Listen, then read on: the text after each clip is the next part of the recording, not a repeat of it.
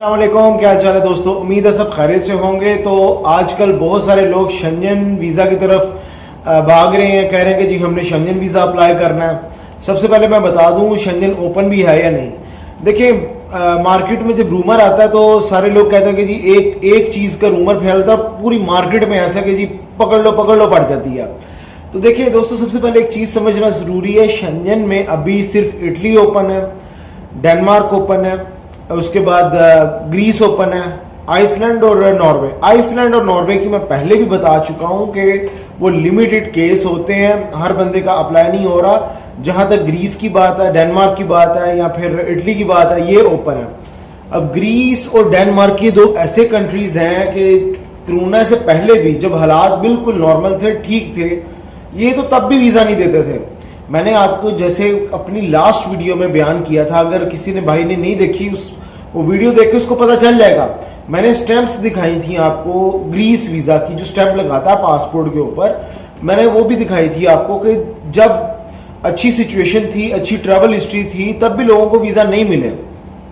वो जिस भाई का लास्ट मैंने आपको केस दिखाया कल, उसने 35 से अबव कंट्रीज उसने ट्रैवल किए हुए हैं। अमेरिका भी ट्रैवल है, शेंजन भी ट्रैवल है, उसका यूके, कोरिया, जापान, जितने बड़े कंट्रीज हैं, रशिया वगैरह, सारे ट्रैवल किए हुए हैं उसने।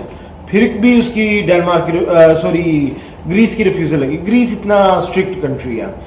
तो लोग कहते हैं हमने अप्लाई करना। अप्लाई करना कोई बड़ा काम नहीं है। काम बड़ा ये है कि आपको वीज़ा मिले। वीज़ा अप्लाई करना कोई काम नहीं होता। अप्लाई करने पे आप तो कनाडा का भी वीज़ा अप्लाई कर लोगे, आप न्यूजीलैंड का भी वीज़ा अप्लाई कर लोगे, दुनिया का कोई भी कंट्री है आप वीज़ा उसका अप्लाई कर सकते हो और कर भी लोगे। लेकिन काम वही है कि ये काम नहीं है कि वीज़ा अप्लाई कर दिए, काम ये है कि भाई आपको वीज़ा मिले। बात ये वीज़ा मिले। अब वीज़ा मिलना किस तरीके से है, उसके लिए आपने पूरा सिनेरियो बनाना होता है और उसके लिए तैयारियां करनी होती हैं। अभी शेंजन ओपन है, उससे पहले इस मंथ में फ्रांस और स्पेन के बारे में भी न्यूज़ आ रही है कि ये भी बहुत जल्द ओपन हो जाएंगे। इस मंथ में ही फ्रांस और स्पेन इंशाल्लाह ओपन हो रहे हैं। तो अब जैसे ये ओपन होंगे सारी दुनिया फ्रांस स्पेन की तरफ भागेगी। तैयारी उनकी है नहीं। मुझे इतनी कॉल्स आती हैं और जी हमने शेंजन वीज़ा अप्लाई करना है। हाँ जी, जब मैं पूछता हूँ स्टेटमेंट तो नहीं है, उसके बाद ट्रैवल हिस्ट्री भी नहीं है, लेकिन शेंजन वीज़ा अप्लाई करना है। 1.5 साल से जब मैं वीडियो बना रहा था उस वक्त आप लोग बुला के कहते थे, सबकी बात नहीं कर रहा हूँ, कुछ लोग, अभी तो कंट्रीज बंद हैं, अभी फायदा क्या वीडियो बनाने का, अभी क्यों बता रहे हो, जब कंट्रीज ओपन होंगे तब बनाओ ना, तब फायदा। अभी जब जाना नहीं तो फायदा क्या।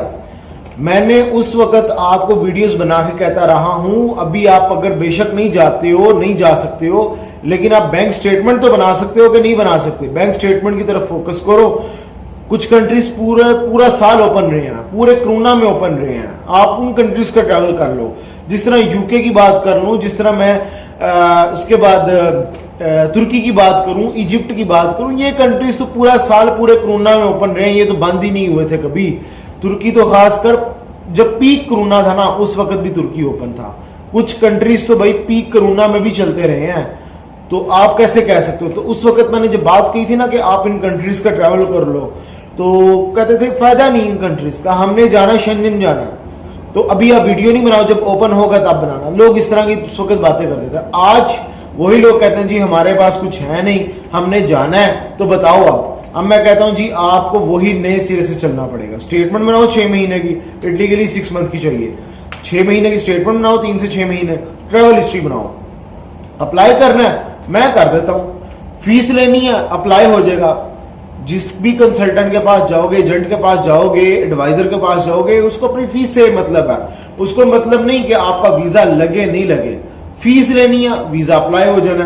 तो यही चीज है भाई। मेरे पास आओगे, मैं पहले सजेशन दे दूंगा आपको, लेकिन मुझे पता आपके दिमागों में क्या, आपको वो नहीं निकलना। आप समझ रहे हो कि जी हमने फीसें लेनी है, इसलिए शायद मैं दूसरी कंट्री की तरफ फोकस कर रहा हूं। अप्लाई मैं वीजा करवा दूंगा, रिफ्यूजल होके आ जाएगी, फिर उसके बाद 2-4 गालियां निकालना, खुद को भी निकालना, मुझे भी निकालना, दूसरे कंसल्टेंट एडवाइजर जिनसे काम करवा रहे हैं उनको भी निकालना कि जी हमारा कंसल्टेंट एडवाइजर ही नहीं ठीक था, उसने हमें भाई वीजा ही नहीं सही लगा के, हमारी फाइल ही नहीं सही प्रिपेयर की, लिहाजा रिफ्यूजल लगी। फिर ये कह देना, अपनी गलती तस्लीम नहीं करना। जितनी एडवाइजर कंसल्टेंट की गलती होती है ना, उतनी ही गलती आपकी भी होती है। जब आपको कोई एडवाइस कर रहा है, कोई चीज बता रहा है कि भाई इस तरीके से चलो देन वीजा लगेंगे, वो चीज नहीं आपने माननी। अभी भी मैं कुछ कंट्रीज का बताऊंगा या मैं कुछ प्लान लेके चलूंगा, वो चीज आपने करनी नहीं, आपने कहना नहीं हमने वैसे करना, फिर करो मर्जियां, कोई इशू नहीं है। हमारा क्या पॉइंट, बात कर लूं अगर मैं पोलैंड की, लैटविया की, लिथुआनिया की, एस्टोनिया की, इन कंट्रीज के बारे में ख्याल किया जाता है, ये कंट्रीज बड़ी आसानी से वीजा देते हैं शेंजन में। और मुझसे बहुत सारे लोग पूछते भी हैं माल्टा का बता दे। यार माल्टा का मुझे नहीं समझ आती कि लोग इतने पागल क्यों हैं माल्टा के पीछे। माल्टा माल्टा हुई पड़ी है, और जबकि उसकी वीजा रेशो भी अच्छी नहीं है। मुझे रिसेंटली, अभी तो खैर बंद है, और वर्क परमिट की जहां तक बात करते हैं, मुझे दिखाओ माल्टा के वर्क परमिट वीजे लगे हो जहां पे। मुझे वर्क परमिट की बात नहीं करो, मुझे वीजे लगे हुए दिखाओ। तो ये मार्केट में रूमर फैला हुआ है और लोग हमारे पागल हैं।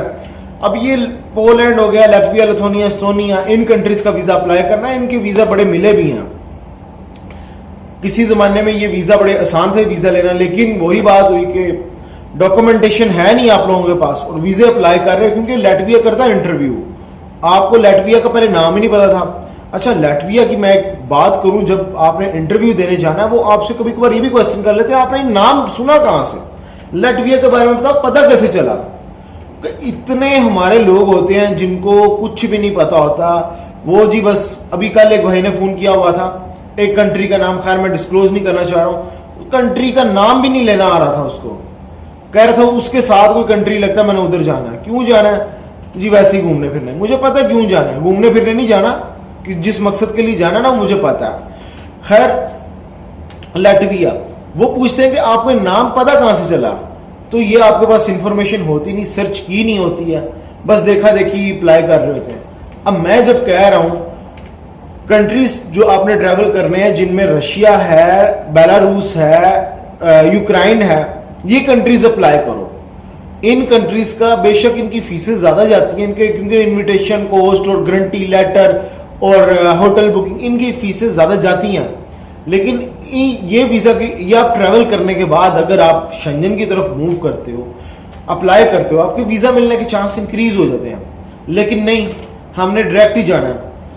अब मैंने जो बताया कि जी बेलारूस के साथ लगता है पोलैंड, लैटविया, लिथुआनिया लगता है, रशिया के साथ लगता है जी लैटविया, एस्टोनिया, नॉर्वे और फिनलैंड। उसके साथ अगर मैं बात करूं यूक्रेन की, यूक्रेन के साथ लगता है पोलैंड।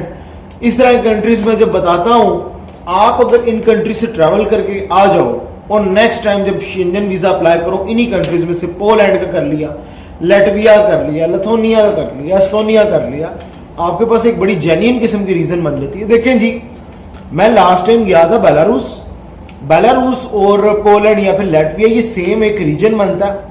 और मैंने जब ट्रैवल किया, मुझे बेलारूस बहुत ज्यादा खूबसूरत लगा और मैंने बहुत सारे लैटवियन टूरिस्ट वहां पे बेलारूस में देखे, उनसे मेरी बातचीत भी हुई। उन्होंने अपने कंट्री के बारे में बताया, रिगा उसका कैपिटल था, उन्होंने अपने कंट्री की ब्यूटी के बारे में बयान किया। रीजन तो सारा सेम था और मैंने जब इंटरनेट पे सर्च की तो मुझे बहुत खूबसूरत लगा। मैं उस वक्त विजिट भी करना चाहता था, लेकिन मेरे पास वीजा नहीं था और due to corona, due to Covid, visa भी रिज्यूम नहीं था। इस लिहाजा मैं उस वजह से नहीं आ सका हूं। हालांकि बॉर्डर था, मैं चाहता वहां से ट्रेन लेके मैं आना चाह रहा था, लेकिन मैं नहीं आ सका।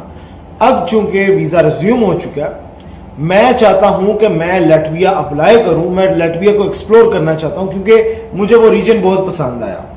अगर ये क्वेश्चन, ये आंसर आप करते हो तो आपको डेफिनेटली वीजा मिलेगा, आपके 80-90% चांस इंक्रीज हो जाएंगे। हमारे लोग जो है ना, वहां पे जब भी आपने किसी एम्बेसी में इंटरव्यू के लिए जाना है, main question why you want to go in Latvia, या किसी भी कंट्री के बारे में, अभी लैटविया के बारे में बता रहा हूँ, why you want to go in Latvia, तो सारे कहते हैं टूरिस्ट के लिए, घूमने फिरने के लिए जा रहे हैं।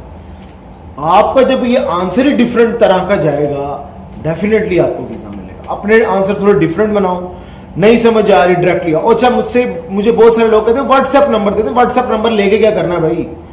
अब सारी इंफॉर्मेशन आपको चाहिए फोन के ऊपर, इतनी जहमत नहीं होती कि जी ऑफिस में चक्कर लगा लें, फेस टू फेस बात हो जाए।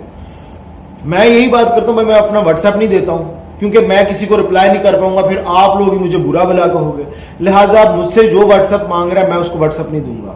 हाँ, पर्सनली अगर मीटिंग होती है फिर तो मैं दे देता हूं व्हाट्सएप। अगर ऐसे है कि जी फोन पे कॉल करते के साथ ही अपना व्हाट्सएप नंबर सेंड करना, मैसेज कर रहे हो कोई भाई व्हाट्सएप नंबर सेंड कर दो, क्यों व्हाट्सएप नंबर मैं क्यों दूं? अपना मेरा पर्सनल व्हाट्सएप है, मैं क्यों दूं? आपको जो इन्फॉर्मेशन चाहिए या तो मैं वीडियो में दे रहा हूं, अगर ज्यादा इन्फॉर्मेशन चाहिए डायरेक्टली कॉल क्यों नहीं करते हो? कॉल करके इन्फॉर्मेशन ले लो, कॉल करो या फिर ऑफिस में डायरेक्ट चक्कर लगाओ, व्हाट्सएप भी मिल जाएगा आपको, वो भी शौक पूरा हो जाएगा व्हाट्सएप वाला। लेकिन पहले जो इन्फॉर्मेशन चाहिए आपको वो पहले पता तो हो कि आप करना क्या चाह रहे हो। पता कुछ है नहीं, मैं आपको जब गाइड कर रहा हूँ आप वो इन्फॉर्मेशन वो आप गाइडलाइंस नहीं चाह रहे हो। तो लिहाजा मेरी यही रिक्वेस्ट है सब भाइयों से जो मेरा व्हाट्सएप लेना चाह रहे हैं, डायरेक्टली मुझे कॉल कर लें भाई मेरे, या मेरे ऑफिस विजिट कर लें, मैं आपको पूरा गाइड कर दूंगा और व्हाट्सएप भी दे दूंगा। ठीक है, चलें दोस्तों नेक्स्ट वीडियो में मिलेंगे नए टॉपिक पे। ख्याल रखिए अपना, टेक केयर।